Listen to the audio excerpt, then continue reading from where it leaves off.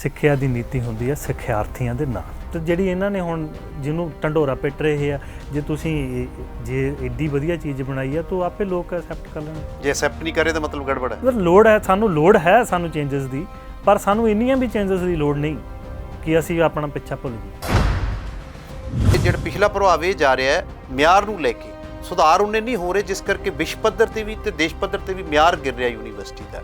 ਇਹਦੇ ਬਾਰੇ ਤੁਸੀਂ ਕੀ ਕਹੋ? 2013-14 ਦੀ ਜਿਹੜੀ ਰੈਂਕਿੰਗ ਸੀਗੀ ਉਹ 1 ਨੰਬਰ ਸੀ ਯੂਨੀਵਰਸਿਟੀ ਦੇ ਭਾਰਤ ਦੇ ਵਿੱਚ, ਤੇ ਜਿਹੜੀ ਅੱਜ ਦੀ ਜਿਹੜੀ NIRF ਜਿਹੜੀ ਰੈਂਕਿੰਗ ਦਾ ਫਰੇਮਵਰਕ ਆ ਉਹਦੇ ਅਕੋਰਡਿੰਗ 44 ਨੰਬਰ ਤੇ ਹੈ ਅੱਜ।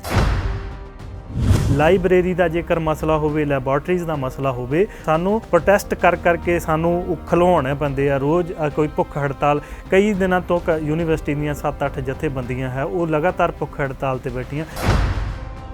ਸੈਨੇਟਰ ਆਪਣਾ ਚੁੱਪ ਕਰਕੇ ਮੂੰਹ ਵੱਟ ਕੇ ਬੈਠ ਜਾਂਦੇ ਆ, ਜਦ ਕਿ ਉਹਨਾਂ ਨੂੰ ਉਹ ਵਿਦਿਆਰਥੀਆਂ ਦੇ ਸਹੀ ਜਿਹੜੇ ਹੱਕ ਹੈ, ਜਿਹੜੇ ਅਸਲ ਹੱਕ, ਉਹ ਜ਼ਿੰਮੇਵਾਰੀ ਨਿਭਾਉਂਦੇ ਨਹੀਂ, ਜ਼ਿੰਮੇਵਾਰੀ ਨਿਭਾਉਣ ਤੋਂ ਕੰਨੀ ਕਤਰਾਉਂਦੇ ਆ। ਮੀਟਿੰਗਸ ਹੁੰਦੀਆਂ ਸੈਨੇਟ ਦੀਆਂ ਜਾਂ ਸਿੰਡੀਕੇਟ ਦੀਆਂ, ਕਾਫੀ ਸਾਰੇ ਸੈਨੇਟਰ ਉਹਦੇ ਵਿੱਚੋਂ ਨਾਦਾਦ ਰਹਿੰਦੇ ਆ, ਐਬਸੈਂਟ ਰਹਿੰਦੇ ਆ। ਉਹ ਜਿੱਤ ਕੇ ਬੈਠੇ ਆ ਆਪਣੇ ਇਲਾਕੇ ਦੇ ਵਿੱਚ, ਉਹਨਾਂ ਦੀ ਜ਼ਿੰਮੇਵਾਰੀ ਬਣਦੀ ਹੈ ਕਿ ਐਟਲੀਸਟ ਤੁਸੀਂ ਉੱਥੇ ਜੇ ਤੁਸੀਂ ਨਹੀਂ ਬੋਲਣਾ ਨਾ ਬੋਲੋ, ਐਟਲੀਸਟ ਉੱਥੇ ਤੁਸੀਂ ਆਪਣੇ ਉੱਥੇ ਹਾਜ਼ਰੀ ਤਾਂ ਦੇਵੋ। ਇੱਕ ਖਾਸ ਕਿਸਮ ਦੀ ਸੋਚ ਹੈ ਜਿਹੜੀ ਉਹ ਯੂਨੀਵਰਸਿਟੀ ਦੀ ਸਿਆਸਤ ਤੇ, ਯੂਨੀਵਰਸਿਟੀ ਦੇ ਇਲੈਕਸ਼ਨਸ ਤੇ, ਸੈਨੇਟ ਸਿੰਡੀਕੇਟ ਤੇ ਜਾਂ ਯੂਨੀਵਰਸਿਟੀ ਦੇ ਜਿਹੜੇ ਐਡਮਿਨਿਸਟ੍ਰੇਸ਼ਨ ਆ ਉਹਦੇ ਉੱਤੇ ਥੋਪੀ ਜਾ ਰਹੀ ਆ। ਸਮੇਂ-ਸਮੇਂ ਤੇ ਸਮੇਂ ਦੀਆਂ ਸਰਕਾਰਾਂ ਇਹੀ ਕਰਦੀਆਂ। ਤੇ ਤੁਸੀਂ ਪੈਸਾ ਕਿਉਂ ਖਰਚ ਕਰ ਰਹੇ ਹੋ ਜੇ ਤੁਸੀਂ ਨੋਮੀਨੇਟ ਹੀ ਕਰਨੇ ਆ? ਇਹ ਤਾਂ ਸਿੱਧਾ ਨਿੱਜੀਕਰਨ ਦੀ ਕੋਸ਼ਿਸ਼ ਕੀਤੀ ਜਾ ਰਹੀ ਆ ਕਿ ਅਸੀਂ ਆਪਣੇ ਬੰਦੇ ਸਾਡੇ ਜਿਹੜੇ ਚਹੇਤੇ ਆ ਅਸੀਂ ਉਹਨਾਂ ਨੂੰ ਵਿੱਚ ਲਿਆ ਕੇ ਬਿਠਾ ਰਹੇ ਹਾਂ ਜੋ ਸਾਡੀ ਬੋਲੀ ਬੋਲਣਗੇ। 2 ਵਾਰੀ ਚੋਣ ਮੁਲਤਵੀ ਹੋ ਗਈ ਹੈ। ਪਹਿਲਾਂ ਵੀ ਅਦਾਲਤ ਨੇ ਡਾਇਰੈਕਸ਼ਨ ਦਿੱਤੀਆਂ ਸੀ, ਫਿਰ ਕੋਈ ਨੁਕਤਾ ਬਣਾ ਕੇ ਐਤਕੀ ਵੀ ਦਿੱਤਾ ਹੈ ਕਿ ਕੀ ਤੁਹਾਨੂੰ ਲੱਗਦਾ ਐਤਕੀ ਚੋਣ ਹੋ? ਅਦਾਲਤ ਦੇ ਨਿਰਦੇਸ਼ਾਂ ਤੇ ਫਿਰ ਸੈਨੇਟ ਚੋਣਾਂ ਲਈ ਸ਼ਡਿਊਲ ਮੰਗ ਲਿਆ ਗਿਆ। ਸੈਨੇਟ ਚੋਣ ਇੱਕ ਪੰਜਾਬੀ ਯੂਨੀਵਰਸਿਟੀ ਦੇ ਵਿੱਚ ਲੋਕਤੰਤਰ ਦੀ ਪ੍ਰਤੀਨਿਧਤਾ ਕਰਦੀ ਹੈ, ਜਿਸ ਲਈ ਹਰ ਵਰਗ ਨੂੰ ਲਿਆ ਗਿਆ। ਉਸ ਵਰਗ ਦੇ ਵਿੱਚ ਖਾਸ ਕਰਕੇ ਗ੍ਰੈਜੂਏਟ ਰਜਿਸਟਰਡ ਵਰਗ ਦਾ ਇੱਕ ਵੱਡਾ ਸਮੂਹ ਆ, ਵੱਡਾ ਵੋਟਰ ਸਮੂਹ ਹੈ, ਜੋ ਮੰਨਿਆ ਜਾ ਰਿਹਾ ਹੈ ਕਿ ਵਿਦਿਆਰਥੀਆਂ ਦੀ ਪ੍ਰਤੀਨਿਧਤਾ ਕਰਦਾ, ਉਹਨਾਂ ਦੇ ਮਸਲਿਆਂ ਦੀ ਪ੍ਰਤੀਨਿਧਤਾ ਕਰਦਾ, ਪਰ ਐਸਾ ਸੱਚ ਵਿੱਚ ਨਹੀਂ ਹੈ। ਇਸ ਨੂੰ ਸਮਝਣ ਲਈ, ਇਸ ਸੰਬੰਧੀ ਜੋ ਮਸਲੇ ਉਠਾਉਣੇ ਨੇ ਜਾਂ ਉਠਾਏ ਨਹੀਂ ਜਾਂਦੇ, ਉਹਨਾਂ ਦੀ ਗੱਲ ਕਰਨ ਲਈ ਸਾਡੇ ਨਾਲ ਨੇ ਬਲਵਿੰਦਰ ਪਾਲ ਜੀ, ਜੋ ਪੂਸੂ ਦੇ ਆਗੂ ਨੇ, ਜੋ ਪੰਜਾਬੀ ਅਧਿਐਨ ਦੇ ਸਕਾਲਰ ਨੇ, ਇੱਥੇ PhD ਕਰ ਰਹੇ ਨੇ। ਉਹ ਸਾਨੂੰ ਦੱਸਣਗੇ ਕਿ ਇਸ ਵਰਗ ਨੂੰ ਕਿਵੇਂ ਨਕਾਰਿਆ ਜਾ ਰਿਹਾ, ਇਹਨਾਂ ਦੀਆਂ ਗੱਲਾਂ, ਇਹਨਾਂ ਦੇ ਮਸਲੇ ਨੂੰ ਕਿਉਂ ਨਹੀਂ ਉਠਾਇਆ ਜਾ ਰਿਹਾ, ਉਸ ਲਈ ਕੀ ਹੱਲ ਹੋਣੇ ਚਾਹੀਦੇ ਹੈ। ਅਤੇ ਇਹਨਾਂ ਗੱਲਾਂ ਨੂੰ ਲੈ ਕੇ ਅਸੀਂ ਦਰਸ਼ਕਾਂ ਨਾਲ ਸਾਂਝ ਪਾਉਣ ਲਈ ਆ ਰਹੇ ਨੇ। ਬਲਵਿੰਦਰ ਪਾਲ ਜੀ ਜੋ ਸਾਡੇ ਨਾਲ ਸ਼ਾਮਲ ਨੇ। ਬਲਵਿੰਦਰ ਪਾਲ ਜੀ, ਸਕਾਈ ਨਿਊਜ਼ ਪੰਜਾਬ 'ਤੇ ਤੁਹਾਡਾ ਸਵਾਗਤ ਹੈ। ਤੁਸੀਂ ਇੱਕ ਜਿਹੜੇ ਸੈਨੇਟਰ ਦੇ ਇੱਕ ਵਰਗ ਦੇ ਵਿੱਚ ਚੋਣ ਲੜਨ ਜਾ ਰਹੇ ਹੋ, ਸਾਨੂੰ ਇਹ ਦੱਸੋ ਕਿ ਪਹਿਲਾਂ ਤਾਂ ਇਹਦੇ ਵਿੱਚ ਗ੍ਰੈਜੂਏਟ ਸੈਕਸ਼ਨ ਦੇ ਵਿੱਚ ਨੌਜਵਾਨ ਵਰਗ ਦੀ ਕੀ ਭਾਗੀਦਾਰੀ ਹੈ? ਸਭ ਤੋਂ ਪਹਿਲਾਂ ਜੀ ਸਤਿ ਸ਼੍ਰੀ ਅਕਾਲ ਜੀ। ਔਰ ਤੁਸੀਂ ਗੱਲ ਕੀਤੀ graduate registered constituency, Punjab university ਦੇ ਸੈਨੇਟ ਦੀ ਜਿਹੜੀ ਕੌਂਸਟੀਚੁਐਂਸੀ ਆ, ਉਹਦੀ ਭਾਗੀਦਾਰੀ ਜਿਹੜੀ ਜੇ ਅਸੀਂ ਜ਼ਾਹਰਾ ਤੌਰ 'ਤੇ ਜੇਕਰ ਅਸੀਂ ਗੱਲ ਕਰੀਏ ਤਾਂ ਸਾਡੇ ਕੋਲੇ ਰਿਪਰੈਜ਼ੈਂਟੇਟਿਵ ਜਿਹੜੇ ਸਾਡੀ ਨੁਮਾਇੰਦਗੀ ਕਰਦੇ ਆ ਯੂਨੀਵਰਸਿਟੀ ਦੇ ਵਿੱਚ।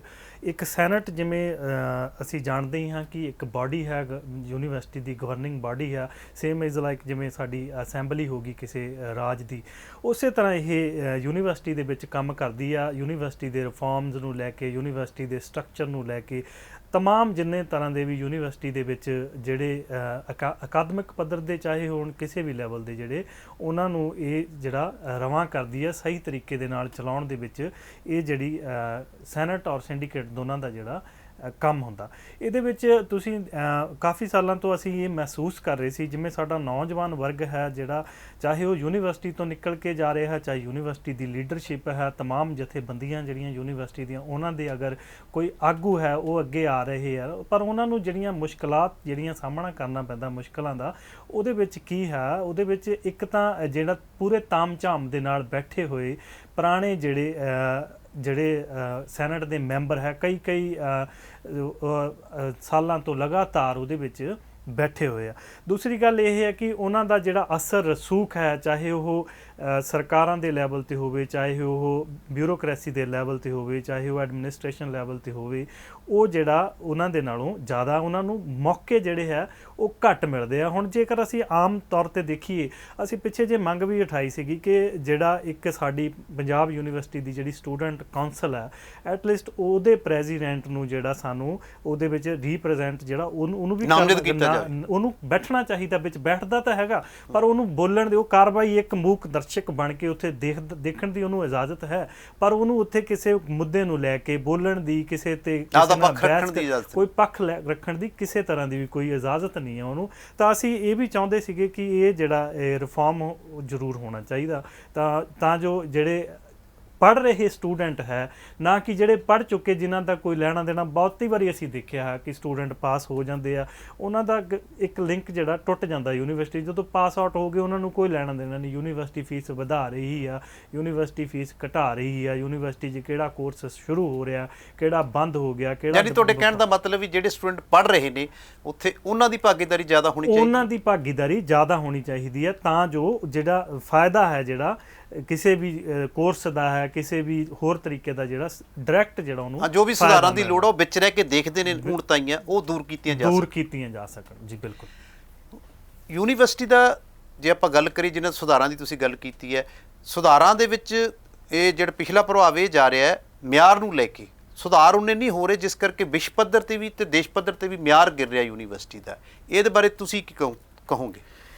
ਇਹਦੇ ਬਾਰੇ ਦੇਖੋ ਜੀ, ਮਿਆਰ ਜਿਹੜਾ ਯੂਨੀਵਰਸਿਟੀ ਦਾ ਉਹ 2013-14 ਦੀ ਜਿਹੜੀ ਰੈਂਕਿੰਗ ਸੀਗੀ ਉਹ 1 ਨੰਬਰ ਸੀ। ਯੂਨੀਵਰਸਿਟੀ ਦੀ ਰੈਂਕਿੰਗ ਜਿਹੜੀ 1 ਨੰਬਰ ਭਾਰਤ ਦੇ ਵਿੱਚ। ਤੇ ਜਿਹੜੀ ਅੱਜ ਦੀ ਜਿਹੜੀ NIRF ਜਿਹੜੀ ਨੈਸ਼ਨਲ ਫਰੇਮਵਰਕ ਜਿਹੜੀ ਇੰਸਟੀਟਿਊਸ਼ਨਲ ਦਾ ਰੈਂਕਿੰਗ ਦਾ ਫਰੇਮਵਰਕ ਆ, ਉਹਦੇ ਅਕੋਰਡਿੰਗ 44 ਨੰਬਰ ਤੇ ਅੱਜ।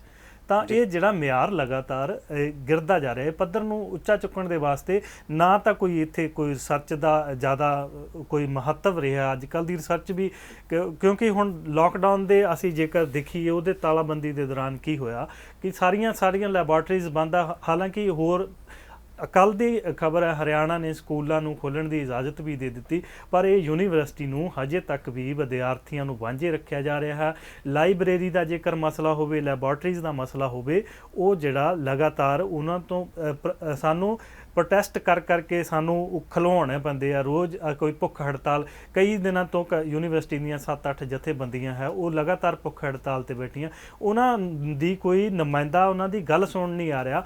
ਅਸੀਂ ਜਿਹੜੇ ਸੈਨੇਟ ਮੈਂਬਰਾਂ ਦੀ ਗੱਲ ਕਰਦੇ ਹਾਂ, ਜਦੋਂ ਸੈਡੀਸ਼ਨ ਚਾਰਜਸ ਲੱਗੇ ਯੂਨੀਵਰਸਿਟੀ ਦੇ 68-70 ਸਟੂਡੈਂਟਸ ਦੇ ਤਕਰੀਬਨ 2016 ਸੈਡੀਸ਼ਨ ਚਾਰਜਸ ਲੱਗੇ, ਉਸ ਤੋਂ ਬਾਅਦ ਹੋਰ ਕੇਸ ਉਹ ਹਜੇ ਤੱਕ ਵੀ ਪੈਂਡਿੰਗ ਨੇ। ਕੋਈ ਸੈਨੇਟਰ ਆਪਣਾ ਚੁੱਪ ਕਰਕੇ ਮੂੰਹ ਵੱਟ ਕੇ ਬੈਠ ਜਾਂਦੇ ਆ, ਜਦ ਕਿ ਉਹਨਾਂ ਨੂੰ ਜੇ ਨੁਮਾਇੰਦੇ ਆ ਰਜਿਸਟਰਡ ਗ੍ਰੈਜੂਏਟ ਕੌਂਸਟੀਚਿਊਂਸੀ ਤੋਂ 3.5-4 ਲੱਖ ਵੋਟਰ ਹੈ, ਉਹ ਉਹਨਾਂ ਨੂੰ ਵੋਟਾਂ ਪਾ ਕੇ ਚੁਣ ਕੇ ਭੇਜਦੇ ਆ, ਤਾਂ ਉਹਨਾਂ ਦੀ ਇਹ ਨਿੱਜੀ ਤੌਰ ਤੇ ਜ਼ਿੰਮੇਵਾਰੀ ਬਣਦੀ ਹੈ ਕਿ ਉਹ ਵਿਦਿਆਰਥੀਆਂ ਦੇ ਸਹੀ ਜਿਹੜੇ ਹੱਕ ਹੈ, ਜਿਹੜੇ ਅਸਲ ਹੱਕ ਹੈ, ਜ਼ਿੰਮੇਵਾਰੀ ਨਿਭਾਉਂਦੇ ਨਹੀਂ, ਜ਼ਿੰਮੇਵਾਰੀ ਨਿਭਾਉਣ ਤੋਂ ਕੰਨੀ ਕਤਰਾਉਂਦੇ ਆ।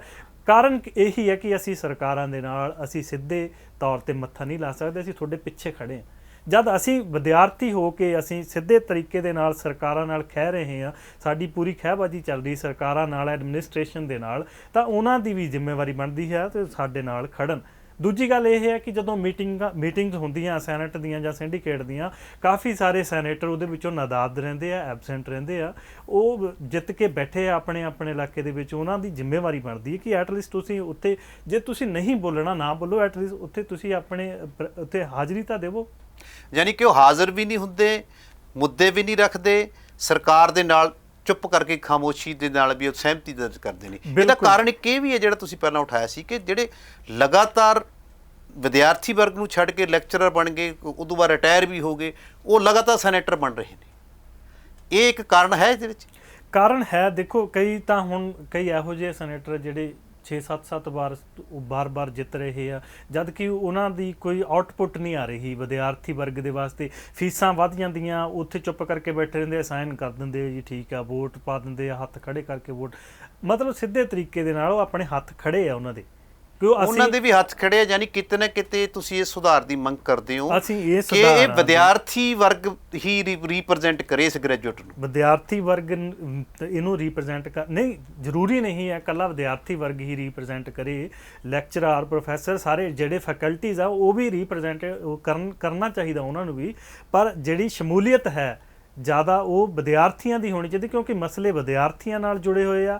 ਮਸਲੇ ਜਿਹੜੇ ਆ ਉਹ ਵਿਦਿਆਰਥੀਆਂ ਦੀਆਂ ਫੀਸਾਂ ਦੇ ਆ, ਵਿਦਿਆਰਥੀਆਂ ਦੇ ਉਹ ਰਿਜ਼ਲਟ ਨਹੀਂ ਨਿਕਲ ਰਹੇ, ਉਹ ਕਾਫੀ ਟਾਈਮਾਂ ਤੋਂ ਪੈਂਡਿੰਗ ਪਏ ਆ, ਉਹਨਾਂ ਦੇ ਰਿਜ਼ਲਟ ਨੂੰ ਕੋਈ ਕੱਢਣ 'ਚ ਕੋਈ ਇੱਦਾਂ ਹਰੇਕ ਚੀਜ਼ ਪੈਂਡਿੰਗ ਪਈ ਆ। ਨਹੀਂ, ਤੁਹਾਡੀ ਗੱਲ ਮੈਂ ਥੋੜ੍ਹਾ ਜਿਹਾ ਐਡ ਕਰਨਾ ਚਾਹਾਂਗਾ ਇਹਦੇ 'ਚ। ਉਹ ਇਹ ਹੈ ਕਿ ਜੇ ਲੈਕਚਰਰ ਆ ਗਿਆ ਸੈਨੇਟਰ ਬਣ ਕੇ ਗ੍ਰੈਜੂਏਟ ਉਹਦੇ 'ਚ ਵਰਗ ਦੇ ਵਿੱਚ, ਤਾਂ ਫਿਰ ਉਹਨੇ ਤਾਂ ਉਹ ਕਿਵੇਂ ਐਂਟੀ ਜਾਏਗਾ ਆਪਣੀ ਪ੍ਰਸ਼ਾਸਨ? ਗ੍ਰੈਜੂਏਟ ਵਰਗ ਉਹਨਾਂ ਦੀ ਫੈਕਲਟੀ ਦੇ ਹੈ, ਉਹ ਫੈਕਲਟੀ ਦੇ ਵਿੱਚ ਆਉਣ। ਹਾਂ, ਫੈਕਲਟੀ 'ਚ ਜਾਣ ਨਾ ਉਹ, ਯਾਨੀ ਕਿ ਮੇਰਾ ਕਹਿਣ ਦਾ ਮਤਲਬ ਇਹੀ ਸੀਗਾ ਕਿ ਵਿਦਿਆਰਥੀ ਵਰਗ ਰਿਪਰੈਜ਼ੈਂਟ ਕਰੇ। ਵਰਗ ਗ੍ਰੈਜੂਏਟ ਜਿਹੜੀ ਕਨਸਟੀਚੁਐਂਸੀ ਆ, ਇਹਨੂੰ ਤਕਰੀਬਨ ਜਿਹੜਾ ਹੈ ਵਿਦਿਆਰਥੀ ਵਰਗ। ਹੋਰ ਦੂਜੀ ਗੱਲ ਇਹਦੇ ਵਿੱਚ ਇਕੱਲੀ ਇਹ ਗ੍ਰੈਜੂਏਟ, ਕਾਫੀ ਸਮੇਂ ਤੋਂ ਇਹ ਗ੍ਰੈਜੂਏਟ ਕਨਸਟੀਚੁਐਂਸੀ ਹੀ ਚੱਲ ਰਹੀ ਆ, ਜਦ ਕਿ ਇਹਦੇ 'ਚ ਜਿਹੜੀ ਅਕਾਦਮਿਕ ਤੌਰ ਤੇ ਇਹਦੇ ਵਿੱਚ ਵੀ ਸੁਧਾਰ ਹੋਣਾ ਚਾਹੀਦਾ। ਇਹਦੇ ਵਿੱਚ ਐਜੂਕੇਸ਼ਨ ਦਾ ਜਿਹੜਾ ਲੈਵਲ ਹੈ ਉਹ ਜ਼ਰੂਰੀ ਕਰ ਦੇਣਾ ਚਾਹੀਦਾ ਕਿ PhD ਵਾਲਾ ਹੀ ਗ੍ਰੈਜੂਏਟ ਕਨਸਟੀਚੁਐਂਸੀ ਦੇ ਵਿੱਚ ਆ ਸਕੇ, ਯਾਨੀ ਕਿ ਮਿਆਰ ਤੈਅ ਕਰਨਾ ਚਾਹੀਦਾ। ਮਿਆਰ ਵੀ ਤੈਅ ਕਰਨਾ ਚਾਹੀਦਾ ਉਹਦੇ। ਉਹ ਜਦ ਇੱਕ ਬੰਦਾ ਗ੍ਰੈਜੂਏਟ ਆ ਗਿਆ, ਉਹ ਕਿਤੇ ਨਾ ਉਹ ਲੈਕਚਰਾਰ ਹੈ, ਨਾ ਉਹਨੂੰ ਕਿਤੇ ਸਿਲੇਬਸ ਦਾ ਪਤਾ ਹੈ, ਉਹ ਨਾ ਉਹਨੂੰ ਕਿਤੇ ਹੋਰ ਕਿਸੇ ਚੀਜ਼ ਦਾ ਪਤਾ, ਉਹ ਚੁੱਪ-ਚਾਪ ਉੱਥੇ ਬੈਠਾ, ਇੱਕ ਗ੍ਰੈਜੂਏਟ ਆ ਉਹ ਘਰੇ ਬੈਠਾ, ਉਹ ਚੁੱਪ-ਚਾਪ ਜਿੱਤ ਕੇ ਆਪਣੇ ਅਸਰ ਰਸੂਖ ਦੇ ਨਾਲ ਕਨਸਟੀਚੁਐਂਸੀ ਤੋਂ ਉਹਨੂੰ ਵਰਤਮਾਨ ਦੀਆਂ ਸਥਿਤੀਆਂ ਬਾਰੇ ਪਤਾ ਨਹੀਂ, ਵਰਤਮਾਨ ਜਿਹੜੀਆਂ ਸਥਿਤੀਆਂ ਉਹਨਾਂ ਬਾਰੇ ਨਹੀਂ ਉਹਨੂੰ ਕਿਸੇ ਚੀਜ਼ ਦੀ ਜਾਣਕਾਰੀ, ਉਹਨੂੰ ਉੱਥੇ ਵਿੱਚ ਬੈਠਣ ਦਾ। ਉਹ ਜਦੋਂ ਸਿਲੈਕਸ਼ਨ ਹੁੰਦੀ ਆ, ਫਾਰ ਐਗਜ਼ਾਮਪਲ ਕੋਈ ਪ੍ਰੋਫੈਸਰ, ਅਸਿਸਟੈਂਟ ਪ੍ਰੋਫੈਸਰ, ਲੈਕਚਰਰ ਦੀ ਕਿਸੇ ਕਾਲਜ ਦੇ ਵਿੱਚ ਪੋਸਟ ਆਈ, ਉਹ ਉੱਥੇ ਬੈਠਾ, ਉਹਨੂੰ ਕੀ ਪਤਾ ਇੱਕ ਬੰਦਾ ਉੱਥੇ PhD ਕਰਕੇ ਆ ਰਿਹਾ, ਡਾਕਟਰੇਟ ਆ, ਇੱਕ ਬੰਦਾ ਗ੍ਰੈਜੂਏਟ ਆ, ਉਹਨੂੰ ਕੀ ਪਤਾ ਕੀ ਮਸਲਾ ਉਹਦਾ। ਉਹਨੂੰ ਇੰਨਾ ਇਲਮ ਹੋ ਸਕਦਾ ਉਹ ਵੈਸੇ ਉਹਦੇ ਅੰਦਰ ਇਲਮ ਜ਼ਿਆਦਾ ਹੋਵੇ, ਪਰ ਅਕਾਦਮਿਕ ਜਿਹੜਾ ਮਿਆਰ ਹੈ ਉਹ ਉਹਦੇ ਬਰਾਬਰ ਦਾ ਨਹੀਂ ਹੁੰਦਾ। ਅੱਛਾ, ਤੁਸੀਂ ਕੀ ਸਮਝੋਗੇ ਕਿ ਕਿਹੜੇ ਐਸੇ ਮਸਲੇ ਨੇ ਖਾਸ ਜਿਹੜੇ ਇਹਨਾਂ ਨੂੰ ਸੈਨੇਟਰਾਂ ਨੂੰ ਉਠਾਉਣੇ ਚਾਹੀਦੇ ਸੀ ਉਸ ਮੀਟਿੰਗ ਦੇ ਵਿੱਚ, ਉਹ ਨਹੀਂ ਹਟਾਏ?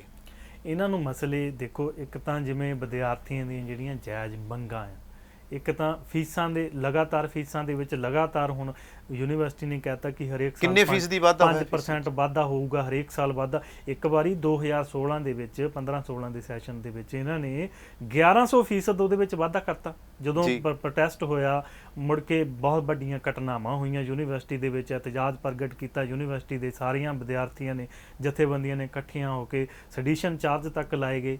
ਤਾਂ ਇਹ ਜਿਹੜੇ ਮਸਲੇ ਇਹ ਸੈਨੇਟਰਸ ਨੂੰ ਉੱਥੇ ਪਤਾ, ਜਦ ਸੈਨੇਟਰ ਮੀਟਿੰਗ ਦੇ ਵਿੱਚ ਸ਼ਾਮਲ, ਉਹਨਾਂ ਨੂੰ ਪਤਾ ਸਾਡੇ ਕੋਲ 1100% ਅਸੀਂ ਵਧਾ ਰਹੇ ਹਾਂ, ਵਧਾਈ ਨਹੀਂ ਜਾ ਸਕਦੀ। ਕਿਉਂ ਵਧਾ ਰਹੇ ਹੋ? ਉੱਥੇ ਫੀਸਾਂ ਦਾ ਮਸਲਾ ਹੋ ਗਿਆ, ਹੋਰ ਮਸਲੇ ਸਹਿਮਤ ਹੋ ਰਹੇ। ਹੋਰ ਮਸਲਾ ਰਿਸਰਚ ਦਾ ਮਸਲਾ ਹੈ, ਖੋਜ ਦੇ ਨਾਲ ਰਿਲੇਟਡ ਜਿਹੜੀਆਂ ਵਿਦਿਆਰਥੀਆਂ ਨੂੰ ਦਿੱਕਤਾਂ ਦਰਪੇਸ਼ ਆਉਂਦੀਆਂ, ਉਹਨਾਂ ਦਾ ਹੱਲ ਕਰਨਾ ਚਾਹੀਦਾ। ਵੱਧ ਤੋਂ ਵੱਧ ਲੈਬੋਰਟਰੀਜ਼ ਹੈ ਜਿਹੜੀਆਂ ਉਹ ਉਹਨਾਂ ਨੂੰ ਬਣਾਉਣਾ ਚਾਹੀਦਾ। ਜਿਵੇਂ ਅਸੀਂ ਆਪਣੀ ਜਥੇਬੰਦੀ 'ਚ ਵਿਦਿਆਰਥੀ ਜਦੋਂ ਸਿਆਸਤ ਦੇ ਵਿੱਚ ਸੀ, ਅਸੀਂ ਇੱਕ ਡਿਪਾਰਟਮੈਂਟ ਦੀ ਲੈਬੋਰਟਰੀ ਦਾ ਮਸਲਾ ਉਠਾਇਆ। ਉਹਦਾ ਬਜਟ ਉਹਦੇ 'ਤੇ ਖਰਚ ਹੋਣਾ ਸੀ ਇੱਕ ਸੈਸ਼ਨ ਦੇ ਵਿੱਚ ਤਕਰੀਬਨ 42 ਲੱਖ ਰੁਪਈਆ, ਪਰ ਉਹ ਮੁੜ ਰਿਹਾ ਸੀ, ਉਹਨੂੰ ਯੂਜ਼ ਨਹੀਂ ਹੋ ਰਹੀ ਸੀ ਲੈਬੋਰਟਰੀ। ਫਿਰ ਅਸੀਂ 9 ਦਿਨ ਹੜਤਾਲ ਕਰਕੇ ਉਹਨੂੰ ਅਸੀਂ ਰੀਇਨਸਟੇਟ ਕਰਵਾਇਆ, ਤਾਂ ਜਾ ਕੇ ਫਿਰ ਉਹ ਅੱਗੇ ਚੱਲੀ। ਹੁਣ ਫਿਰ ਉਹੀ ਹਾਲ ਹੋ ਗਿਆ ਲੋਕਡਾਊਨ ਤੋਂ ਬਾਅਦ। ਵਿਦਿਆਰਥੀ ਜਥੇਬੰਦੀਆਂ ਚੁਣਾਵ ਲੜਦੀਆਂ ਨੇ ਸਪੈਸ਼ਲ, ਉਹ ਵੀ ਆਪਣੀ ਰਿਪਰੈਜ਼ੈਂਟੇਟਿਵ ਦਿੰਦੀਆਂ ਨੇ। ਕੀ ਇਹ ਸੈਨੇਟਰ ਤੇ ਉਹਦਾ ਫਰਕ ਆ? ਥੋੜਾ ਜਿਹਾ ਫਰਕ ਹੈ। ਦੇਖੋ, ਜਿਹੜੀ ਵਿਦਿਆਰਥੀ ਕੌਂਸਲ ਆ ਉਹ ਇਕੱਲੀ ਯੂਨੀਵਰਸਿਟੀ ਦੀ ਆ, ਉਹਦਾ ਕਿਸੇ ਕਾਲਜ ਦੇ ਨਾਲ ਨਹੀਂ ਕੋਈ ਤਾਲੁਕ ਹੈਗਾ। ਉਹ ਇਕੱਲੇ ਯੂਨੀਵਰਸਿਟੀ ਦੇ ਵਿਦਿਆਰਥੀਆਂ ਦੀ ਹੈ ਜਿਹੜੇ ਯੂਨੀਵਰਸਿਟੀ ਦੇ ਵਿੱਚ ਪੜ੍ਹ ਰਹੇ ਆ, ਜਿਹੜੇ ਕੈਂਪਸ ਦੇ ਸਟੂਡੈਂਟ ਆ, ਉਹਨਾਂ ਦੇ ਉਹੀ ਉਹਨੂੰ ਚੁਣ ਕੇ ਭੇਜਦੇ ਆ। ਜਦ ਕਿ ਜਿਹੜੀ ਗ੍ਰੈਜੂਏਟ ਕਨਸਟੀਚੁਐਂਸੀ ਆ, ਉਹਦੇ ਵਿੱਚ ਕੋਈ ਵੀ ਗ੍ਰੈਜੂਏਟ ਬੰਦਾ ਜਿਹਦੀ ਵੋਟ ਜਿਹੜਾ ਰਜਿਸਟਰਡ ਹੈ, ਉਹ ਵੋਟ ਪਾ ਕੇ ਆਪਣਾ ਨੁਮਾਇੰਦਾ ਚੁਣ ਕੇ ਭੇਜ ਸਕਦਾ ਸੈਨੇਟ ਦੇ ਵਿੱਚ।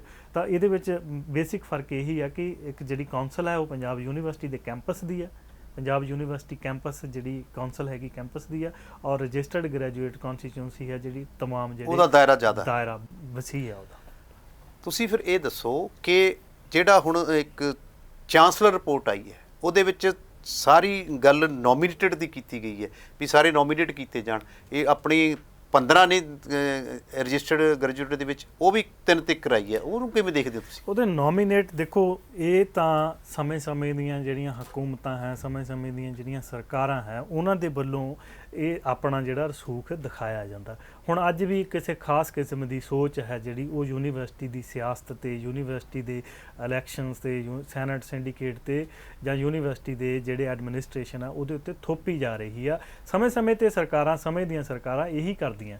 ਤਾਂ ਉਹ ਜਿਹੜਾ ਵਿਦਿਆਰਥੀਆਂ ਦੇ ਜਿਹੜੇ ਮਸਲੇ ਹੁੰਦੇ ਆ, ਉਹਨਾਂ ਦਾ ਗਲਾ ਦਬਾਉਣ ਦੀ ਕੋਸ਼ਿਸ਼ ਕੀਤੀ ਜਾਂਦੀ ਆ, ਜਾਂ ਉਹ ਜਿਹੜੇ ਹੋਰ ਅਕਾਦਮਿਕ ਮਸਲੇ ਉਹਨਾਂ ਵੱਲ ਧਿਆਨ ਦੇਣ ਦੀ ਬਜਾਏ ਆਮ ਜਿਹੜੀ ਇੱਕ ਖਾਸ ਕਿਸਮ ਦੀ ਸੋਚ ਹੈ ਕਿਸੇ ਵੀ ਚਾਹੇ ਰਾਜਸੀ ਪਾਰਟੀ ਦੇ ਨਾਲ ਹੋਵੇ ਉਹਦੇ ਨਾਲ ਦੀ ਸੋਚ ਜਿਹੜੀ ਇੱਥੇ ਚਲੋ ਕਹਿਣ ਦਾ ਮਤਲਬ ਜਿਹੜੀ ਕੇਂਦਰ 'ਚ ਬੈਠੀ ਹੈ ਸਰਕਾਰ ਇੱਕ ਪਾਰਲੀਮੈਂਟ ਨਾਲ ਜੁੜਿਆ ਹੋਇਆ ਸਾਰਾ ਆਪਣਾ ਹੈਗਾ ਮਸਲਾ ਸੈਨੇਟ, ਇਹ ਕੇਂਦਰ ਦੀ ਸਰਕਾਰ ਦਾ ਏਜੰਡਾ ਚਲਾਉਣ ਦੀ ਕੋਸ਼ਿਸ਼ ਕਰ ਰਹੀ ਹੈ ਬਿਲਕੁਲ ਸਿੱਧੇ ਜਾਂ ਸਿੱਧੇ ਤਰੀਕੇ। ਤੁਸੀਂ ਵਿਦਿਆਰਥੀ ਜਥੇਬੰਦੀ ਨੂੰ ਵੀ ਰਿਪਰੈਜ਼ੈਂਟ ਕਰਦੇ ਹੋ ਕਿ ਵਿਦਿਆਰਥੀ ਜਥੇਬੰਦੀ ਇਹਦੇ ਵਿਰੋਧ 'ਚ ਉਤਰੇਗੀ? ਬਿਲਕੁਲ, ਵਿਦਿਆਰਥੀ ਜਥੇਬੰਦੀਆਂ ਹੁਣ ਕੱਲ ਪਰਸੋਂ ਦੇ ਵੀ ਦੋ ਕੁ ਦਿਨਾਂ ਦੇ ਵਿੱਚ ਵਿਦਿਆਰਥੀ ਜਥੇਬੰਦੀਆਂ ਨੇ ਇਹਦੇ ਖਿਲਾਫ ਪ੍ਰਦਰਸ਼ਨ ਵੀ ਕੀਤਾ, ਹੋਰ ਵੀ ਅੱਗੇ ਵੀ ਪਹਿਲਾਂ ਵੀ ਕਰਦੇ ਆ ਰਹੇ ਸ਼ੁਰੂ ਤੋਂ ਹੀ। ਵਿਦਿਆਰਥੀ ਜਥੇਬੰਦੀਆਂ ਜਿੰਨੀਆਂ ਵੀ ਯੂਨੀਵਰਸਿਟੀ ਦੀਆਂ ਚਾਹੇ ਹੋਰ ਵੀ ਕਿਸੇ ਯੂਨੀਵਰਸਿਟੀਜ਼ ਦੀਆਂ ਹੋਣ, ਉਹ ਵੀ ਚਾਹੇ ਹੋਰ ਪੰਜਾਬ ਦੀਆਂ ਕਈ ਜਥੇਬੰਦੀਆਂ ਹੈ ਉਹ ਵੀ ਨਾਲ ਵਿਦਿਆਰਥੀ ਜਥੇਬੰਦੀਆਂ ਦੇ ਖੜਦੀਆਂ, ਤਾਂ ਅਸੀਂ ਇਹਦੇ ਵਾਸਤੇ ਵੀ ਅਸੀਂ ਆਪਣਾ ਰੋਸ ਪ੍ਰਗਟ ਕਰਾਂਗੇ ਕਿ ਇਹ ਨਹੀਂ ਹੋਣਾ ਚਾਹੀਦਾ।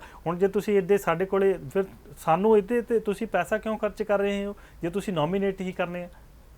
ਇਹ ਤਾਂ ਸਿੱਧਾ ਨਿੱਜੀਕਰਨ ਦੀ ਕੋਸ਼ਿਸ਼ ਕੀਤੀ ਜਾ ਰਹੀ ਆ ਕਿ ਅਸੀਂ ਆਪਣੇ ਬੰਦੇ ਸਾਡੇ ਜਿਹੜੇ ਚਹੇਤੇ ਆ ਅਸੀਂ ਉਹਨਾਂ ਨੂੰ ਵਿੱਚ ਲਿਆ ਕੇ ਬਿਠਾ ਰਹੇ ਹਾਂ ਜੋ ਸਾਡੀ ਬੋਲੀ ਬੋਲਣਗੇ, ਜਦ ਕਿ ਚਾਹੀਦਾ ਰਿਪਰੈਜ਼ੈਂਟੇਟਿਵ ਜਿਹੜਾ ਹੋਣਾ ਚਾਹੀਦਾ ਉਹ ਆਵਾਮ ਦੀ ਬੋਲੀ ਬੋਲਣ ਵਾਲਾ ਹੋਣਾ ਚਾਹੀਦਾ, ਵਿਦਿਆਰਥੀਆਂ ਦੀ ਬੋਲੀ ਬੋਲਣ ਵਾਲਾ ਹੋਣਾ ਚਾਹੀਦਾ। ਇਹ ਤਾਂ ਆਪਣੀ ਸੋਚ ਉੱਤੇ ਵਿਦਿਆਰਥੀਆਂ 'ਤੇ ਥੋਪਣ ਦੀ ਕੋਸ਼ਿਸ਼ ਕਰ ਰਹੇ, ਜਦ ਕਿ ਵਿਦਿਆਰਥੀ ਜਿਹੜੇ ਹੈ ਉਹ ਇਹ ਚੀਜ਼ ਨੂੰ ਕਦੇ ਵੀ ਬਰਦਾਸ਼ਤ ਨਹੀਂ ਕਰਦੇ।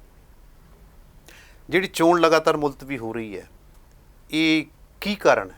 ਉਹਦੇ ਵਿੱਚ ਕਾਰਨ ਜਿਹੜਾ ਹੈ ਯੂਨੀਵਰਸਿਟੀ ਪ੍ਰਸ਼ਾਸਨ ਦੇ ਵੱਲੋਂ ਕਾਰਨ ਹਵਾਲਾ ਦਿੱਤਾ ਗਿਆ ਹੈ ਤਾਲਾਬੰਦੀ ਦਾ, ਲਾਕਡਾਊਨ ਜਿਹੜਾ ਹੈ ਜਾਂ ਕੋਵਿਡ ਦੇ ਨਿਯਮਾਂ ਦਾ। ਇਹ ਦਿਖਾਉਣ ਵਾਲੀ ਚੀਜ਼ ਹੈ। ਅੰਦਰਲਾ ਕਾਰਨ ਕੀ? ਅੰਦਰਲਾ ਕਾਰਨ ਇਹੀ ਹੈ ਕਿ ਬਸ ਅਸੀਂ ਕੋਈ ਵੀ ਹੈ ਚਾਹੇ ਜਿਵੇਂ ਹੁਣ ਤੁਸੀਂ ਕੋਈ ਹੋਰ ਸਰਕਾਰ ਹੈ, ਪਹਿਲਾਂ ਕੋਈ ਹੋਰ ਸਰਕਾਰ ਸੀ, ਉਹ ਉਹਨਾਂ ਦੇ ਨੁਮਾਇੰਦੇ ਜ਼ਿਆਦਾ ਹੁੰਦੇ ਸੀ, ਹੁਣ ਇਹ ਆਪਣੇ ਨੁਮਾਇੰਦੇ ਜ਼ਿਆਦਾ ਰੱਖਣਾ ਚਾਹੁੰਦੇ। ਇਹੀ ਕਾਰਨ ਹੈ ਕਿ ਲਗਾਤਾਰ ਮਤਲਬ ਘਾਣ ਕੀਤਾ ਜਾ ਰਿਹਾ ਜਮਹੂਰੀਅਤ, ਯਾਨੀ ਸਰਕਾਰ ਆਪਦੇ ਗ੍ਰਿਪ 'ਚ ਲੈ ਕੇ ਆਉਣਾ ਚਾਹੁੰਦੀ ਹੈ। ਬਿਲਕੁਲ ਜਮਹੂਰੀਅਤ ਦਾ ਘਾਣ ਕੀਤਾ ਜਾ ਰਿਹਾ ਆਪਣੀ, ਜਿਵੇਂ ਇੱਕ ਪ੍ਰਾਈਵੇਟ ਯੂਨੀਵਰਸਿਟੀ ਦੇ ਤੌਰ ਤੇ। ਇਹਨੂੰ ਵੀ ਹੋ ਸਕਦਾ ਅੱਗੇ ਆਉਣ ਵਾਲੇ ਦਿਨਾਂ ਦੇ ਵਿੱਚ ਇੱਦਾਂ ਦਾ ਵੀ ਕੋਈ ਮਸਲਾ ਖੜਾ ਹੋ ਜਾਵੇ ਕਿ ਇਹ ਜਿਹੜੀ ਯੂਨੀਵਰਸਿਟੀ ਨੂੰ ਵੀ ਅਸੀਂ ਨਿੱਜੀ ਹੱਥਾਂ ਦੇ ਵਿੱਚ ਦੇ ਰਹੇ ਹਾਂ, ਇਹਦੀ ਖਦਸ਼ਾ ਪ੍ਰਗਟਾਇਆ ਜਾ ਰਿਹਾ। ਹੋ ਸਕਦਾ 2 ਵਾਰੀ ਚੋਣ ਮੁਲਤਵੀ ਹੋ ਗਈ ਹੈ, ਪਹਿਲਾਂ ਵੀ ਅਦਾਲਤ ਨੇ ਡਾਇਰੈਕਸ਼ਨ ਦੇਤੀਆਂ ਸੀ, ਫਿਰ ਕੋਈ ਨੁਕਤਾ ਆਪਣਾ ਕੇ ਐਤਕੀ ਵੀ ਦਿੱਤਾ ਹੈ ਕਿ ਕੀ ਤੁਹਾਨੂੰ ਲੱਗਦਾ ਐਤਕੀ ਚੋਣ ਹੋ? ਦੇਖੋ, ਚੋਣ ਤਾਂ ਇਹਨਾਂ ਨੂੰ ਕਰਾਉਣੀ ਹੀ ਪੈਣੀ ਆ, ਚਾਹੇ ਜਿੰਨਾ ਮਰਜ਼ੀ ਜ਼ੋਰ ਲਾ ਲੈਣ। ਪਹਿਲਾਂ ਵੀ ਕਈ ਮਸਲੇ ਇਹੋ ਜਿਹੇ, ਚਾਹੇ ਉਹ ਡੀਨ ਵਿਦਿਆਰਥੀ ਭਲਾਈ ਆ ਜਿਹੜਾ ਉਹਨੂੰ ਬਦਲਣ ਦਾ ਮਸਲਾ ਹੋਵੇ, ਉਹ ਵੀ ਕੋਰਟ 'ਚ ਜਾ ਕੇ ਮਸਲਾ ਹੱਲ ਹੋਇਆ। ਜਿੰਨੀ ਦੇਰ ਤੱਕ ਸਾਡੇ ਕੋਲੇ ਅਦਾਲਤਾਂ ਮੌਜੂਦ ਹੈ, ਸਾਡੇ ਕੋਲੇ ਅਧਿਕਾਰ ਹੈ, ਤੁਹਾਡੀ ਉਮੀਦ ਜਗਦੀ ਆ। ਜਦੋਂ ਇਹ ਨਹੀਂ ਅਦਾਲਤਾਂ ਹੋਣਗੀਆਂ ਫਿਰ ਉਦੋਂ ਦੇਖੀ ਜਾਊ। ਅਦਾਲਤਾਂ ਵੀ 3-4 ਨੇ। ਅਦਾਲਤਾਂ ਦੇਖੋ, ਇੱਕ ਬੈਂਚ ਦੇ ਕੋਲੋਂ ਮਸਲਾ ਜਾਂਦਾ ਮੁੜ ਕੇ ਡਬਲ ਬੈਂਚ ਨੂੰ ਦੇ ਦਿੰਦੇ ਆ, ਡਬਲ ਬੈਂਚ ਤੋਂ ਜਾ ਕੇ ਫਿਰ ਕਹਿੰਦੇ ਸੁਪਰੀਮ ਕੋਰਟ ਲੈ ਜਾਓ ਜੀ, ਹਾਈ ਕੋਰਟ ਲੈ ਜਾਓ ਜੀ। ਇੱਦਾਂ ਉਲਝਾਇਆ ਹੋਇਆ, ਪਰ ਬਿਲ ਆਖਰ ਇਹਨਾਂ ਨੂੰ ਕਿਤੇ ਨਾ ਕਿਤੇ ਇਹ ਝੁਕਣਾ ਹੀ ਪੈਣਾ, ਕਿਉਂਕਿ ਪਹਿਲਾਂ ਵੀ ਯੂਨੀਵਰਸਿਟੀ ਪ੍ਰਸ਼ਾਸਨ ਜਿਹੜਾ ਕਿਸੇ ਦੇ ਹੱਕਾਂ ਦੇ ਘਾਣ ਕਰਨ ਦੇ ਵਿੱਚ ਝੁਕਦਾ ਹੈ, ਤੇ ਇਹਨੂੰ ਅਖੀਰ ਨੂੰ ਝੁਕਣਾ ਹੀ ਪੈਣਾ। ਇਲੈਕਸ਼ਨ ਇਹਨਾਂ ਨੂੰ ਕਰਵਾਉਣੇ ਪੈਣੇ। ਹੁਣ ਤੁਸੀਂ ਇਹ ਦੱਸੋ ਵੀ ਜਿਹੜੇ ਤੁਸੀਂ ਇੱਕ ਸਵਾਲ ਉਠਾਇਆ ਹੈ ਕਿ ਰਜਿਸਟਰਡ ਗ੍ਰੈਜੂਏਟ ਵਰਗ ਦੇ ਵਿੱਚ ਵਿਦਿਆਰਥੀਆਂ ਦੀ ਭਾਗੀਦਾਰੀ ਉਨੀ ਨਹੀਂ ਜਿੰਨੀ ਹੋਣੀ ਚਾਹੀਦੀ ਹੈ। ਜਿਹੜੇ ਚੁਣ ਕੇ ਜਾਂਦੇ ਨੇ ਉਹ ਰਸੂਖਦਾਰ ਨੇ ਜਾਂ ਲਗਾਤਾਰ ਜਿਹੜੇ ਉੱਥੇ ਜਾ ਕੇ ਬੈਠਣਾ ਹੁੰਦਾ, ਸਰਕਾਰ ਦੇ ਕੰਮਾਂ ਦੇ ਵਿੱਚ ਹੀ ਹਾਮੀ ਭਰਨੀ ਹੁੰਦੀ ਹੈ, ਆਵਾਮ ਦੀ ਜਾਂ ਵਿਦਿਆਰਥੀਆਂ ਦੀ ਗੱਲ ਨਹੀਂ ਕਰਨੀ ਹੁੰਦੀ, ਉਹਦੇ ਪ੍ਰਤੀ ਕੀ ਨੁਕਤੇ ਬਣਾਓਗੇ? ਤੁਹਾਡੀ ਜਥੇਬੰਦੀ ਕੀ ਕਰੂਗੀ? ਜਥੇਬੰਦੀਆਂ ਦੇਖੋ, ਤਮਾਮ ਜਿੰਨੀਆਂ ਵੀ ਜਥੇਬੰਦੀਆਂ ਯੂਨੀਵਰਸਿਟੀ ਦੀਆਂ ਸਾਰੀਆਂ ਜਥੇਬੰਦੀਆਂ। ਮੈਂ ਥੋੜੀ ਗੱਲ ਐਡ ਕਰਨਾ ਚਾਹਾਂਗਾ, ਜਿਵੇਂ ਯੂਨੀਵਰਸਿਟੀ ਵਿੱਚ ਅਲੱਗ-ਅਲੱਗ ਵਰਗ ਨੇ, ਅਲੱਗ-ਅਲੱਗ ਜਥੇਬੰਦੀਆਂ ਨੇ, ਇਸ ਮੁੱਦੇ 'ਤੇ ਸਾਰੀਆਂ ਇੱਕ ਨੇ। ਜਿਹੜੇ ਮਸਲੇ ਜਦੋਂ ਹੱਥੋਂ ਨਿਕਲ ਜਾਂਦੇ ਆ, ਪਹਿਲਾਂ ਹਰੇਕ ਜਿਹੜੀ ਜਥੇਬੰਦੀ ਚਾਹੇ ਯੂਨੀਵਰਸਿਟੀ ਦੀ ਕੋਈ ਵੀ, ਉਹ ਆਪਣੀ ਸਿਆਸਤ ਨੂੰ ਰੰਗ ਦਿੰਦੀ ਆ, ਪਰ ਜਦੋਂ ਮਸਲਾ ਵੱਡਾ ਹੋ ਜਾਂਦਾ, ਭਖ ਜਾਂਦਾ, ਫਿਰ ਤਮਾਮ ਵਿਦਿਆਰਥੀ ਵਰਗ ਹੈ ਜਿਹੜਾ ਉਹ ਇੱਕ ਹੋ ਜਾਂਦਾ। ਤਾਂ ਵਿਦਿਆਰਥੀ ਇੱਕ ਦੇ ਤਹਿਤ ਹੀ ਜਿਹੜਾ ਹੁਣ ਇੱਕ ਹੈ, ਬਿਲਕੁਲ ਇੱਕ ਹੈ। ਇਹਨਾਂ ਮੁੱਦਿਆਂ ਤੇ ਜਿਹੜਾ ਸੈਨੇਟ ਦੇ ਇਲੈਕਸ਼ਨ ਦੇ ਕਿਸਾਨ ਅੰਦੋਲਨ ਨੂੰ ਇੱਕ ਮੁੱਦੇ ਤੇ ਇੱਕ ਹੈ, ਤਾਂ ਬਿਲਕੁਲ ਇੱਕ ਹੈ, ਸਾਰੇ ਇਕੱਠੇ ਰਹਿਣਗੇ। ਤੇ ਜਿਵੇਂ ਕਿ ਇੱਕ ਗੱਲ ਹੋਰ ਵੀ ਹੈ, ਜਿਹੜੀਆਂ ਵੀ ਤੁਹਾਡੀਆਂ ਜਥੇਬੰਦੀਆਂ ਨੇ ਵਿਦਿਆਰਥੀ, ਉਹਦੇ ਕਿਤੇ ਨਾ ਕਿਤੇ ਸਿਆਸੀ ਪਿੱਛੋਂ ਇੱਕ ਜੜ ਲੱਗੀ ਹੁੰਦੀ ਹੈ, ਉਹ ਪ੍ਰਭਾਵਿਤ ਨਹੀਂ ਕਰਦੀ ਇਸ ਗੱਲ ਨੂੰ? ਨਹੀਂ, ਪ੍ਰਭਾਵਿਤ ਤਾਂ ਕਰਦੀ ਆ, ਸੋਚ ਆਪਣੀ ਹੈ, ਪਰ ਫਿਰ ਵੀ ਜਦੋਂ ਵਿਦਿਆਰਥੀ ਵਰਗ ਦੀ ਗੱਲ ਆਉਂਦੀ ਆ, ਫਿਰ ਜਿਹੜੀਆਂ ਇਹ ਆਈਡੀਓਲੋਜੀ ਸਾਨੂੰ ਸਾਰੇ ਇਕੱਠੇ ਹੋ ਕੇ ਤੁਰਨਾ ਹੀ ਪੈਂਦਾ। ਬੇਸ਼ੱਕ ਚਾਹੇ ਉਹ ਕਿਸੇ ਵੀ ਖਾਸ ਨਾਲ ਜੁੜੇ ਹੋਣ ਸਿਆਸੀ ਪਾਰਟੀ ਦੇ ਨਾਲ, ਪਰ ਵਿਦਿਆਰਥੀਆਂ ਦੇ ਮੁੱਦਿਆਂ ਤੇ ਫਿਰ ਇਕੱਠੇ ਹੋਣਾ ਪੈਂਦਾ। ਵਿਦਿਆਰਥੀ ਮੁੱਦੇ ਇਕੱਠੇ ਹੋ ਕੇ ਤੁਸੀਂ ਲੜੋਗੇ, ਇਕੱਠੇ ਹੋ ਕੇ ਲੜਨਾ ਪੈਂਦਾ, ਤੇ ਜੋ ਲੋੜ ਵੀ ਹੈ ਲੜਨ ਦੀ, ਇੱਕ ਮਜਬੂਰੀ ਬਣ ਜਾਂਦੀ, ਮਜਬੂਰੀ ਕਹਿ ਲਓ ਚਾਹੇ ਜ਼ਰੂਰਤ ਹੈ, ਮਜਬੂਰੀ ਨਹੀਂ ਅਸੀਂ ਕਹਿ ਸਕਦੇ, ਲੋੜ ਬਣ ਜਾਂਦੀ ਹੈ। ਲੋੜ ਬਣ ਜਾਂਦੀ ਹੈ। ਹੁਣ ਲੋੜ ਨੂੰ ਤੁਸੀਂ ਸਮਝਦੇ ਹੋ? ਬਿਲਕੁਲ ਬਿਲਕੁਲ। ਤੇ ਜਿਹੜੇ ਹੁਣ ਉੱਥੇ ਸਿਆਸੀ ਧਿਰਾਂ ਦੇ ਵਿੰਗ ਬਣੇ ਹੋਏ ਨੇ ਉਹ ਤੁਹਾਨੂੰ ਖਰਾਬ ਨਹੀਂ ਕਰਨਗੇ? ਨਹੀਂ, ਖਰਾਬ ਨਹੀਂ ਕਰਨਗੇ। ਸਿਆਸੀ ਕੋਈ ਇੱਕ ਅੱਧੀ ਪਾਰਟੀ ਕਹਿ ਸਕਦੇ ਆ ਵੀ ਜਿਹੜੀ NSUI ਤਾਂ ਤੇ ਖਾਸ ਨਹੀਂ, ਮੈਂ ਨਾਮ ਨਹੀਂ ਲੈਣਾ ਚਾਹੂੰਗਾ ਵੀ ਇੱਕ ਅੱਧੀ ਕੋਈ ਪਾਰਟੀ ਅੱਡ ਚੱਲ ਸਕਦੀ ਆ, ਬਾਕੀ ਤਕਰੀਬਨ ਇੱਕ ਤਰ੍ਹਾਂ ਦੀ ਸੋਚ ਵਾਲੀਆਂ ਹੈਗੀਆਂ ਸਾਰੀਆਂ ਜਥੇਬੰਦੀਆਂ। ਉਹ ਕੋਈ ਲੈਫਟਿਸਟ ਹੈ, ਕੋਈ ਰਾਈਟਿਸਟ ਹੈ, ਕੋਈ ਨਿਊਟਰਲ ਹੈ, ਉਹ ਚੱਲ ਰਹੇ ਆ ਸਟੇਟ ਪੋਲਿਟਿਕਸ ਜਿਹੜੀ ਇਸ ਮਸਲੇ ਤੁਹਾਡੀ ਜਥੇਬੰਦੀ ਅੱਗੇ ਲੱਗੂ? ਬਿਲਕੁਲ। ਸਾਡੀ ਜਥੇਬੰਦੀ ਨਰੋਲ ਵਿਦਿਆਰਥੀ ਜਥੇਬੰਦੀ ਆ। ਇਹਦੇ ਸਾਡੇ ਜਿਹੜੇ ਠੀਕ ਆ ਨਿੱਜੀ ਤੌਰ ਤੇ ਅਸੀਂ ਕਿਸੇ ਸਿਆਸੀ ਤੇ ਪੂਸੂ ਵਿੱਚੋਂ ਹੀ, ਹਾਂ ਬਿਲਕੁਲ, ਅਸੀਂ ਕਿਸੇ ਨਾਲ ਨਿੱਜੀ ਤੌਰ ਤੇ ਜ਼ਰੂਰ ਜੁੜੇ ਹੋਏ ਹੋ ਸਕਦੇ ਹਾਂ, ਚਾਹੇ ਉਹ ਰਾਜਸੀ ਪੱਧਰ ਤੇ ਹੋਵੇ, ਚਾਹੇ ਉਹ ਸੈਂਟਰ ਦੇ ਪੱਧਰ ਤੇ ਹੋਵੇ, ਪਰ ਜਿਹੜਾ ਵਿਦਿਆਰਥੀਆਂ ਦੇ ਰਿਪਰੈਜ਼ੈਂਟ ਕਰਨ ਤੇ ਉਹ ਸਾਡੀਆਂ ਜਿਹੜੀਆਂ ਮੇਨਲੀ ਦੋ ਹੀ ਜਥੇਬੰਦੀਆਂ ਜਿਹੜੀਆਂ ਸ਼ੁਰੂ ਤੋਂ ਕੰਮ ਕਰਦੀਆਂ ਆ ਰਹੀਆਂ ਤੇ ਅੱਜ ਵੀ ਕਿਤੇ ਨਾ ਕਿਤੇ। ਇੱਕ ਕਲਾਸ ਦੱਸੋ, ਸੈਨੇਟਰ ਦੀ ਗੱਲ ਹੋ ਗਈ, ਤੁਹਾਡੇ ਮਸਲਿਆਂ ਦੀ ਗੱਲ ਹੋ ਗਈ, ਜਿਹੜੀ ਸਿੱਖਿਆ ਨੀਤੀ ਹੈ ਉਹਨੂੰ ਜੇ ਤੁਸੀਂ ਇੱਕ ਲਾਈਨ 'ਚ ਡਿਫਾਈਨ ਕਰਨਾ ਚਾਹੋ ਤਾਂ ਕੀ ਕਰੋਗੇ? ਉਹ ਵਿਦਿਆਰਥੀਆਂ ਦੇ ਲਾਹੇਵੰਦ ਹੈ ਜਾਂ ਉਹ ਕੋਈ ਹੋਰ ਮਕਸਦ ਲਈ? ਸਿੱਖਿਆ ਦੀ ਨੀਤੀ ਜੇ ਮੈਂ ਇੱਕੋ ਲਾਈਨ ਤੇ ਗੱਲ ਕਰਾਂ ਤਾਂ ਸਿੱਖਿਆ ਦੀ ਨੀਤੀ ਹੁੰਦੀ ਹੈ ਸਿੱਖਿਆਰਥੀਆਂ ਦੇ ਨਾਲ ਜੀ। ਤੇ ਜਿਹੜੀ ਇਹਨਾਂ ਨੇ ਹੁਣ ਜਿਹਨੂੰ ਢੰਡੋਰਾ ਪਿੱਟ ਰਹੇ ਆ, ਜੇ ਤੁਸੀਂ ਜੇ ਏਡੀ ਵਧੀਆ ਚੀਜ਼ ਬਣਾਈ ਹੈ ਤਾਂ ਆਪੇ ਲੋਕ ਐਕਸੈਪਟ ਕਰ ਲੈਣ। ਜੇ ਐਕਸੈਪਟ ਨਹੀਂ ਕਰੇ ਤਾਂ ਮਤਲਬ ਗੜਬੜ ਹੈ। ਜੇ ਐਕਸੈਪਟ ਨਹੀਂ ਕਰ ਰਹੇ, ਇਤਜ਼ਾਜ਼ ਪ੍ਰਗਟ ਹੋ ਰਹੇ ਆ ਸਿੱਖਿਆ ਨੀਤੀ ਨੂੰ ਲੈ ਕੇ ਸਾਰੇ। ਲੋੜ ਹੈ ਸਾਨੂੰ ਚੇਂਜਸ ਦੀ, ਪਰ ਸਾਨੂੰ ਇੰਨੀਆਂ ਵੀ ਚੇਂਜਸ ਦੀ ਲੋੜ ਨਹੀਂ ਕਿ ਅਸੀਂ ਆਪਣਾ ਪਿੱਛਾ ਭੁੱਲ ਜੀ। ਨਹੀਂ, ਬਦਲਾਅ ਗਲਤ ਹੋ ਰਿਹਾ। ਬਦਲਾਅ ਜਿੰਨਾ ਹੋਣਾ ਚਾਹੀਦਾ ਉਹਨਾਂ ਹੋਣਾ ਚਾਹੀਦਾ, ਇਹ ਨਹੀਂ ਕਿ ਤੁਸੀਂ ਜ਼ਿਆਦਾ ਹੀ ਬਦਲਾਅ ਕਰ। ਬਦਲਾਅ ਤੇ ਨਾ ਤੇ ਕੋਈ ਗਲਤ ਏਜੰਡਾ ਕਰਕੇ ਕੰਮ ਕਰ ਰਿਹਾ। ਕੀ ਆਪਣੀ ਵੀ ਡਿਊਟੀ ਨਹੀਂ ਬਣਦੀ ਕਿ ਉਸ ਏਜੰਡੇ ਦਾ ਚੱਲੀਏ? ਬਿਲਕੁਲ। ਸਿੱਖਿਆ ਨੀਤੀ ਮੁਤਾਬਕ ਹਜੇ ਤੱਕ ਕੋਈ ਮੈਂ ਪ੍ਰਦਰਸ਼ਨ ਤਾਂ ਦੇਖਿਆ ਨਹੀਂ ਯੂਨੀਵਰਸਿਟੀ। ਨਹੀਂ, ਯੂਨੀਵਰਸਿਟੀ ਦੇ ਵਿੱਚ ਕਾਫੀ ਸਾਰੇ ਅੱਜ ਕੱਲ ਵਿਸ਼ੇਸ਼ ਤੌਰ ਤੇ ਸੈਮੀਨਾਰ ਹੈ, ਨਹੀਂ ਸੈਮੀਨਾਰਸ ਦੇ ਲੈਵਲ ਤੇ ਚੱਲ ਰਹੇ ਆ। ਜਿਵੇਂ ਕੋਈ ਸੈਮੀਨਾਰ ਹੋ ਗਿਆ, ਵਰਕਸ਼ਾਪ ਹੋ ਗਈ, ਉਹਨਾਂ ਦੇ ਵਿੱਚ ਇਹਨਾਂ ਦੀਆਂ ਖਾਮੀਆਂ ਨੂੰ ਉਜਾਗਰ ਕੀਤਾ ਜਾ ਰਿਹਾ ਵੀ ਇਹ ਜਿਹੜੀਆਂ ਇਹਦੇ ਵਿੱਚ ਖਾਮੀਆਂ ਜਾਂ ਇਹਦੇ ਕੋਈ ਫਾਇਦੇ ਉਜਾਗਰ ਕੀਤੇ ਜਾ ਰਹੇ ਆ। ਪਰ ਜੇ ਦੇਖਿਆ ਜਾਵੇ ਹੁਣ ਜੇ ਅਸੀਂ ਗਵਰਨਿੰਗ ਰਿਫਾਰਮ ਦੀ ਗੱਲ ਲੈ ਲਈਏ ਯੂਨੀਵਰਸਿਟੀਆਂ ਦੀ, ਇਹਦੇ ਵਿੱਚ ਕੀ ਆ? ਸਾਫ਼ ਹੈ, ਉਹਨਾਂ ਨੇ ਕਹਿਤਾ ਵੀ ਅਸੀਂ ਆਪਣੇ ਬੰਦੇ ਚੁਣ ਕੇ ਭੇਜਾਂਗੇ, ਉਹੀ ਅਸੀਂ ਥੋਪ ਦਾਂਗੇ। ਜਿਵੇਂ ਕਿਸੇ ਗਵਰਨਿੰਗ ਬੋਰਡ ਬਣਾਤਾ ਜੀ, ਉਹ ਬਾਹਰੋਂ ਆ ਕੇ ਬੰਦਾ ਜਿਹਨੂੰ ਮਰਜ਼ੀ ਆਪਣੇ ਚਹੇਤੇ ਨੂੰ ਲਾ ਦੇਣ, ਚਾਹੇ ਅੰਦਰੋਂ ਲਾ ਦੇਣ, ਉਹੀ ਬੋਲੀ ਬੋਲੂਗਾ ਜਿਹੜੀ ਉਹਨੂੰ ਬੋਲੀ ਬੁਲਾਉਣਗੇ। ਸੈਨੇਟ ਦੀ ਚੋਣ ਨੂੰ ਕਿਵੇਂ ਦੇਖਦੇ ਹੋ ਤੁਸੀਂ? ਕਿਸ ਹਿਸਾਬ ਨਾਲ ਕਰੋਗੇ? ਕਿਹੜੇ ਮੁੱਦੇ ਉਠਾਓਗੇ? ਸੈਨੇਟ ਦੇ ਮੁੱਦੇ ਚੁਣਾਵ ਤੋਂ ਪਹਿਲਾਂ ਮੁੱਦੇ ਵੀ ਦੱਸ ਦਿਓ ਮੁੱਦੇ। ਬਿਲਕੁਲ ਬਿਲਕੁਲ, ਪ੍ਰੋਪਰ ਚੈਨਲ ਦੇ ਨਾਲ ਅਸੀਂ ਲੋਕਾਂ ਦੇ ਵਿੱਚ ਜਾ ਕੇ ਲੋਕਾਂ ਨੂੰ ਦੱਸਦੇ ਹਾਂ ਕਿ ਅਸੀਂ ਹੁਣ ਕਿਹੜੇ ਮੇਨ ਮੁੱਦੇ। ਜਿਵੇਂ ਹੁਣ ਇੱਕ ਹੁਣੇ ਗੱਲ ਉੱਠੀ ਸੀ ਪਿੱਛੇ ਜੇ ਕਿ ਜਿਹੜਾ ਇਹਨਾਂ ਨੇ ਹਾਈ ਲੈਵਲ ਕਮੇਟੀ ਬਣਾਈ, ਉਹਦੇ ਵਿੱਚ ਇਹ ਰੱਖਤਾ ਉਹਨਾਂ ਨੇ ਕਿ ਜਿਹੜੇ ਕਾਲਜ ਦੂਰ ਨੇ ਯੂਨੀਵਰਸਿਟੀ ਤੋਂ, 188 ਕਾਲਜ ਐਫੀਲੀਏਟਡ ਨੇ ਸਾਡੇ ਪੰਜਾਬ ਯੂਨੀਵਰਸਿਟੀ ਦੇ ਨਾਲ। ਇਸੇ ਤਰ੍ਹਾਂ ਕਿਸੇ ਯੂਨੀਵਰਸਿਟੀ ਦੇ ਨਾਲ 50, ਕਿਸੇ ਦੇ ਨਾਲ 30-40 ਇੱਦਾਂ ਦੇ ਪੰਜਾਬ ਦੀਆਂ ਯੂਨੀਵਰਸਿਟੀਆਂ ਦੇ ਨਾਲ। ਉਹ ਹੁਣ ਉਹਨਾਂ ਨੂੰ ਕਹਿ ਰਹੇ ਆ ਕਿ ਅਸੀਂ ਇਹਨਾਂ ਨੂੰ ਤੋੜ ਕੇ ਉਹਨਾਂ ਦੇ ਨੇੜੇ ਦੀਆਂ ਯੂਨੀਵਰਸਿਟੀਆਂ ਨਾਲ ਜੋੜਨਾ, ਜਦ ਕਿ ਭਾਵਨਾਤਮਕ ਤੌਰ ਤੇ ਵਿਦਿਆਰਥੀਆਂ ਦਾ ਇਹਦੇ ਨਾਲ ਜੁੜਾਵ ਹੈਗਾ, ਉਹ ਅਸੀਂ ਤੋੜਨ ਦੀ ਕੋਸ਼ਿਸ਼ ਕਰ ਰਹੇ ਹਾਂ। ਚਲੋ, ਕੀ ਮੁੱਦਾ ਹੋ ਗਿਆ? ਹੋਰ ਕਾਫੀ ਸਾਰੇ ਫੀਸਾਂ ਨੂੰ ਲੈ ਕੇ ਮੁੱਦੇ ਆ, ਰਿਜ਼ਲਟ ਨੂੰ ਲੈ ਕੇ ਮੁੱਦੇ ਆ, ਲੋਕਾਂ ਦੇ ਰਿਜ਼ਲਟ ਕਿੰਨੇ ਪੈਂਡਿੰਗ ਆ। ਤੁਸੀਂ PhD ਕਰ ਰਹੇ ਹੋ, PhD ਦੇ ਵਿੱਚ ਵੀ ਕਈ ਚੀਜ਼ਾਂ ਉੱਪਰ ਕੇ ਸਾਹਮਣੇ ਹੋ ਗਈਆਂ ਨੇ, ਰਿਸਰਚ ਦੇ ਮਿਸਯੂਜ਼ ਦੀਆਂ, ਭ੍ਰਸ਼ਟਾਚਾਰ ਦੀਆਂ, ਇਹ ਗੱਲਾਂ ਹੈਗੀਆਂ ਨੇ। ਭ੍ਰਸ਼ਟਾਚਾਰ ਵੀ ਹੈ ਵਿੱਚ, ਜਿਵੇਂ ਲੋੜਵੰਦ ਹੈ ਜਿਹੜੀ ਐਲੀਜੀਬਿਲਟੀ ਬਣਦੀ ਆ ਤਮਾਮ। ਅਸੀਂ ਦੇਖਿਆ ਯੂਨੀਵਰਸਿਟੀ ਦੇ ਵਿੱਚ ਅਪਰੋਚ ਜਿਹਦੀ ਹੁੰਦੀ ਆ ਉਹ ਆਪਣਾ ਕਰਾ ਜਾਂਦਾ। ਕਈ ਬੰਦੇ ਇਹੋ ਜਿਹੇ ਆ JRF ਹੋਣ ਦੇ ਬਾਵਜੂਦ ਵੀ ਤੁਰੇ ਫਿਰਦੇ ਆ, ਕਈ ਨੌਨ ਨੈਟ ਵੀ ਹੈ, ਉਹਨਾਂ ਨੂੰ ਵੀ ਉਹ ਵੀ PhD ਕਰ ਰਹੇ।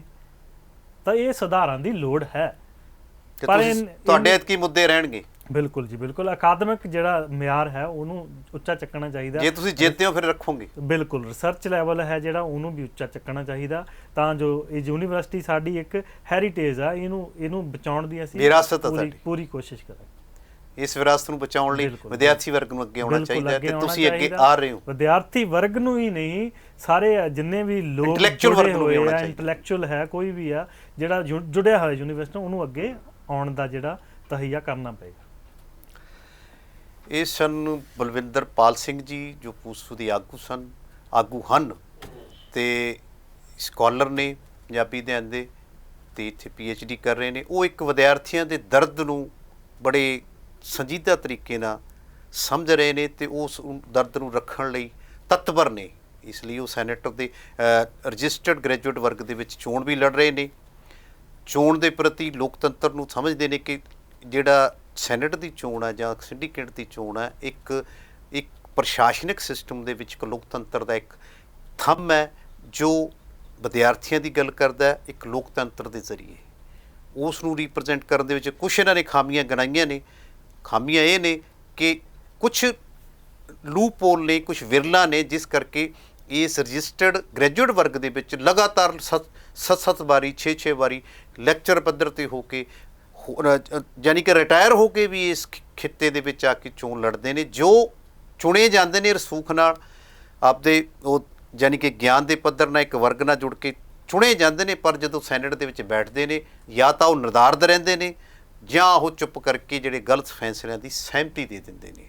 ਅਜਿਹੇ ਜਿਹੇ ਸਵਾਲ ਉਠਾਉਂਦੇ ਹੋਏ ਉਹ ਚੋਣ ਮੈਦਾਨ ਦੇ ਵਿੱਚ ਉਤਰ ਰਹੇ ਨੇ ਵਿਦਿਆਰਥੀ ਵਰਗ ਦੀ। ਇੱਕ ਉਹਨਾਂ ਦੀ ਖਾਸ ਗੱਲ ਹੋਰ ਵੀ ਹੈ ਕਿ ਜੇ ਵਿਦਿਆਰਥੀ ਵਰਗ ਨਾਲ ਜੁੜੇ ਹੋਏ ਅਤੇ ਯੂਨੀਵਰਸਿਟੀ ਨਾਲ ਜੁੜੇ ਹੋਏ ਜਿਹੜੇ ਨੁਮਾਇੰਦੇ ਨੇ ਉਹ ਇਸ ਸੈਨੇਟ ਦੇ ਵਿੱਚ ਚੁਣ ਕੇ ਆਉਣ ਤਾਂ ਉਹ ਯੂਨੀਵਰਸਿਟੀ ਦੇ ਮਿਆਰ ਦੀ ਗੱਲ ਕਰ ਸਕਦੇ ਨੇ, ਉਹਦੇ ਸਤਿਕਾਰ ਦੀ ਗੱਲ ਕਰਦੇ ਨੇ, ਜਿਸ ਨੂੰ ਵਿਰਾਸਤ ਦੇ ਤੌਰ 'ਤੇ ਮੰਨਿਆ ਜਾ ਰਿਹਾ। ਇਸ ਵਿਰਾਸਤ ਨੂੰ ਰੱਖਣ ਲਈ ਵਿਦਿਆਰਥੀ ਵਰਗ ਨੂੰ ਅੱਗੇ ਆਉਣ ਦੀ ਲੋੜ ਹੈ ਅਤੇ ਜਿਹੜਾ ਸੀਨੀਅਰ ਵਰਗ ਹੈ, ਸਕਾਲਰ ਵਰਗ ਆ, ਉਹਨੂੰ ਇਹਨਾਂ ਸੰਭਾਵਨਾਵਾਂ ਨੂੰ ਸਮਝਣ ਦੀ ਲੋੜ ਹੈ। ਅਸੀਂ ਅਜਿਹੀ ਮਸਲੇ ਦੀਆਂ ਕੋਸ਼ਿਸ਼ਾਂ ਆਪਣੇ ਦਰਸ਼ਕਾਂ ਤੱਕ ਪਹੁੰਚਾਉਂਦੇ ਰਹਿੰਦੇ ਹਾਂ। ਇਹ ਸਾਡੀ ਕੋਸ਼ਿਸ਼, ਅਤੇ ਜੇ ਸਾਡਾ ਪ੍ਰੋਗਰਾਮ ਉਹਨਾਂ ਨੂੰ ਅੱਛਾ ਲੱਗਦਾ ਹੈ ਤਾਂ ਉਹ ਇਸ ਪ੍ਰੋਗਰਾਮ ਨੂੰ ਸ਼ੇਅਰ ਅਤੇ ਲਾਈਕ ਜ਼ਰੂਰ ਕਰ ਦਿਆ ਕਰਨ, ਨਾਲ ਸਾਡੇ ਚੈਨਲ ਨੂੰ ਸਬਸਕ੍ਰਾਈਬ ਵੀ ਕਰਦੇ ਕਰਨ ਅਤੇ ਲਗਾਤਾਰ ਵੇਖਦੇ ਰਹਿਣ ਸਕਾਈ ਨਿਊਜ਼ ਪੰਜਾਬ।